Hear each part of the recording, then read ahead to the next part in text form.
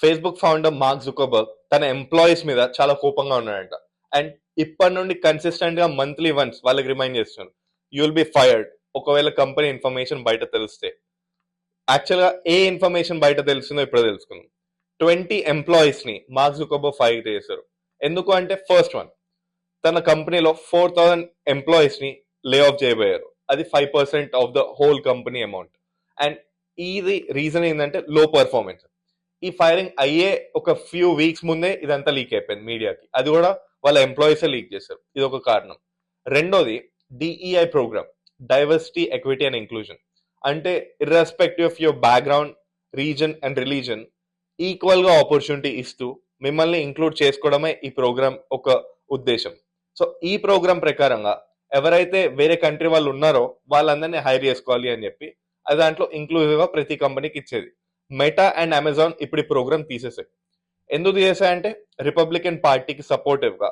And Trump చెప్పారు కదా, Americans first అని ఒక ప్రిన్సిపల్. సో నువ్వు అమెరికన్ అయితే చాలు, మీకు జాబ్ వచ్చేలా చూడాలి అన్న ఒక ఇంటెన్షన్ తోటి ఈ డిఈఐ ప్రోగ్రామ్ తీసేశారు. And this will directly affect EEO, అంటే equal employment opportunity. Every company application తర్వాత ఈఈఓ సైన్ చేయాల్సి వస్తుంది ప్రతి ఒక్కరికి. సో ఈ డిఈఐ ప్రోగ్రామ్ తీసేస్తే ఆటోమేటిక్ గా వీళ్ళు ఈఈఓకి ఇచ్చేస్తున్నట్టే. సో ఇండైరెక్ట్ గా వీళ్ళు తీసేస్తున్నారు అని చెప్పి బయట లీక్ అయిపోయింది. అండ్ ఈ లీక్ అవ్వడం మెటా కంపెనీ ఎంప్లాయీ వల్ల అవ్వడం వల్లనే అతను ఫైర్ చేశారు. కానీ this is creating a potential big risk for any international person who want work in the USA for a US based company. ఇప్పుడు ఈ ప్రోగ్రామ్ ప్రకారంగా నెక్స్ట్ ముందు వరకు ఏటీఎస్ లో కూడా ఒక ఏటీఎస్ అప్లికేషన్ ట్రాకింగ్ సిస్టమ్, అందులో కూడా ఒక ఇష్యూ వచ్చింది. ఈ ఏఐ బాట్ అనేది కొంచెం రేసిస్ట్ గా బిహేవ్ చేస్తుంది.